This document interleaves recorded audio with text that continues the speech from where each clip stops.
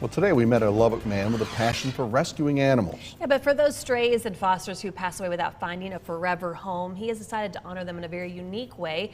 KAMC's Claudia Puente shows us.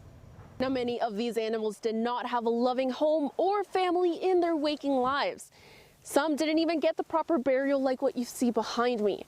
But Joey finds comfort in the fact that he is able to honor and respect these animals in some way. They're our best friends. I don't know who can drive by and just let them sit there and not have any emotional pull on their heart. Which is why he's given a final resting spot for these furry friends. I take them back here to the tree line and I put them in the ground. I bury them, little flower, little whatever I can. Even though they're animals, just being there, possibly, hopefully in the final moments, you know, if we can't save them, at least A, they didn't die alone, and B, they're not going to be forgotten. Joey has now buried 3 animals in his backyard. They're starving, they're frozen, they're hit by cars. Bandit from yesterday, the dog that I buried yesterday, was hit by somebody who just drove on because they didn't care. Well, we didn't know Bandit had owners until after we buried him. Then somebody reached out and said that was his dog, and it gave the gentleman peace knowing that his dog's just not on the side of the road dead. And while Joey is out in the county and legally allowed to do this, LAS has other recommendations for those that live within city limits. It is against city ordinance to bury a pet in the backyard, and there's a couple of reasons for that. First and foremost is it can attract other predators, and so we ask that people bring their animals here for us to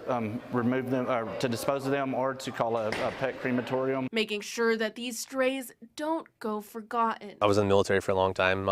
Never leave a fallen comrade. If somebody dies overseas, you don't just leave them there. You stay with them till the mission's over, and that's kind of the same thing over here. And when I'm cooking, when I'm walking around, I always take a glance out here and I specifically see these trees where these animals are buried, and it's like they're not forgotten. Claudia Puente, KAMC News.